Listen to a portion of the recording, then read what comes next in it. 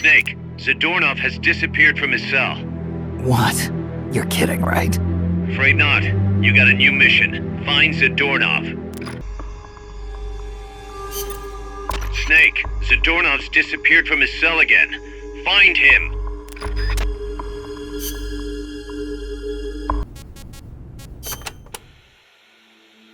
The sleeper that she'd worked so hard to place was a double agent. He'd been turned by the Soviets and was feeding the Americans lies. But what shocked the boss even more was why. The CIA's access agent had been taking a large cut of the sleeper's pay. The sleeper felt what little he was left with wasn't worth the risk. When he got a better offer from Moscow, he took it. At some point, the Americans' intelligence operation had become an open book to the Soviets.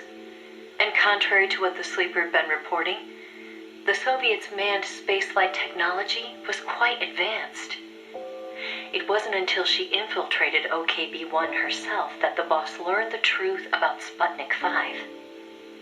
After the spacecraft re-entered the atmosphere, it ejected the pilot, seat and all, at an altitude of 7,000 meters. It was the Soviet solution to the problem of land recovery. The mystery device attached to Sputnik 5 was for that purpose. The pilot would parachute down from that high altitude wearing a bulky spacesuit. Crazy, I know. The Soviets knew exactly how dangerous it was, of course. So much so that they gave Yuri Gagarin, the first man in space, a special 2-rank promotion before re-entry. Only Moscow could come up with this kind of plan. With total state control over information, they could easily pretend it never happened in the event of a failure. The boss passed the info on to NASA. It was their worst nightmare. The glory of mankind's first spaceflight was about to be stolen from them by the Soviet Union. It was Sputnik all over again. And the CIA was caught no less off guard. Their ineptitude had caused the fiasco in the first place. The Soviets' deception was brilliant. They'd woven a masterful tapestry of truth and fiction to convince the Americans their intelligence operations were proceeding as planned. No one but the boss could have seen through it. It was obvious the Soviets had some gifted minds working on their side.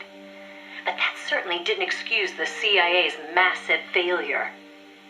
The CIA wasn't done, though, and devised an ingenious plan to avoid taking responsibility. Luckily for them, a new president had been elected the previous November, John F. Kennedy. As he didn't know the case history when taking office, the CIA was able to feed lies to his new administration. They masked their own failures, placing the blame squarely on the boss's shoulders. After all, she'd selected an unreliable sleeper. They claimed she'd failed to make use of one of the most effective means of controlling a sleeper agent's actions: holding their family hostage. The boss was well aware that would have worked. She told me so later, but she couldn't bring herself to do it. It seems clear it had to do with having her own child taken. She could never inflict the same pain on anyone else. The CIA used that against her. In his election campaign, Kennedy had vowed to close the missile gap with Moscow. If America lost the space race, that promise would be worthless. The fact that the president had no links to the philosophers only made things worse. He was completely unaware of the secret networks she'd used to complete her mission. In his eyes, she was no better than a traitor. The fate that awaited her was cruel beyond belief.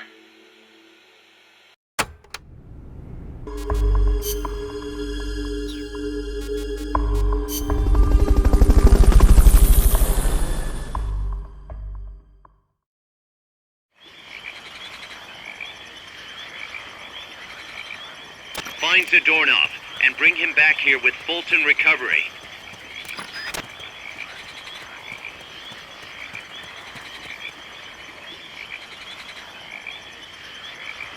Here he is! We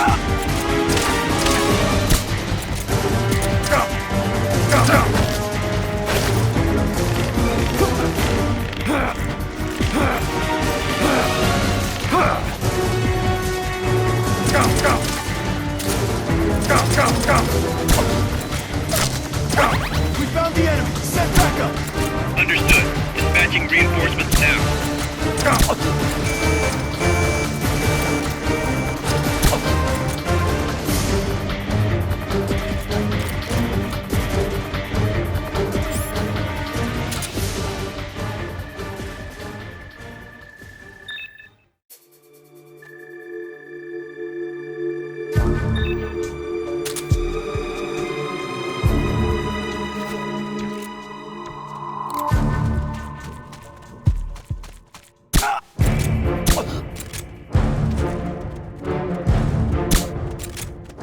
What's going on?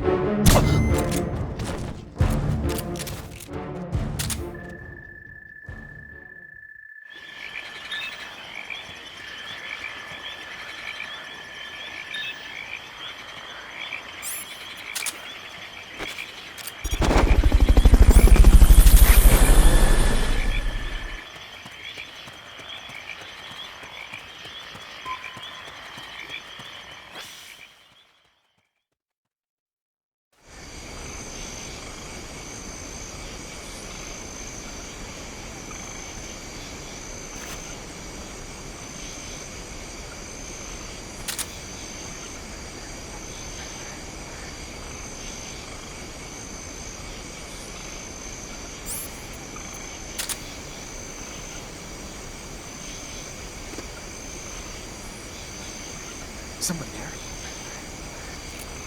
Nothing.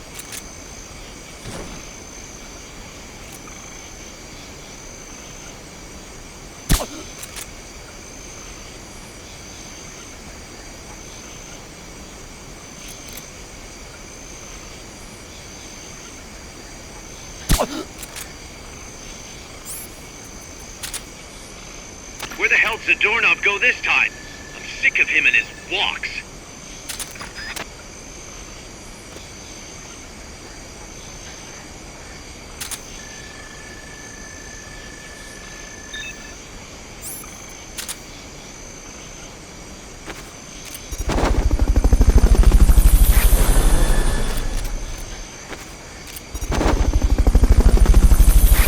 Fulton recovery subject confirmed onboard helicopter.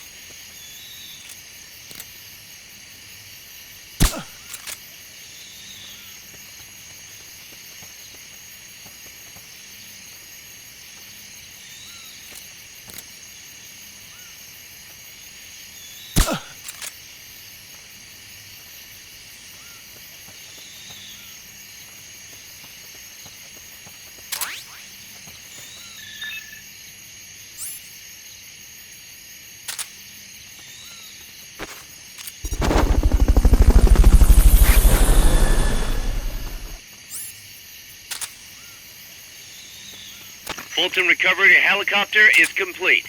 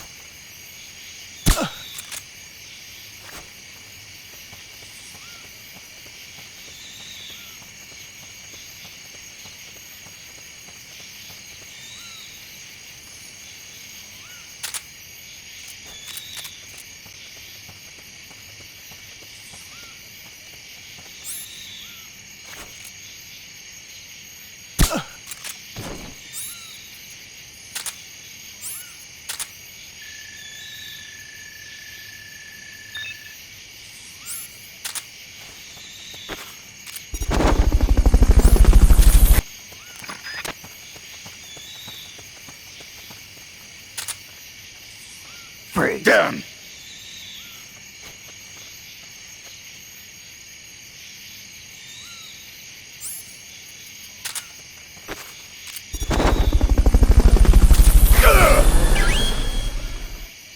Okay, you're done with that area. Head for the goal. You did it! Keep it up!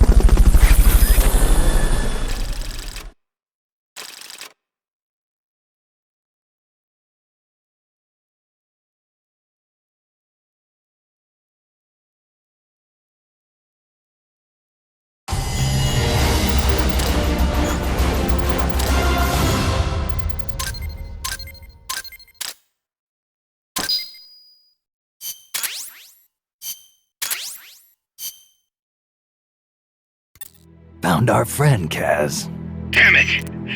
And I was so close. Great. Good work, Snake.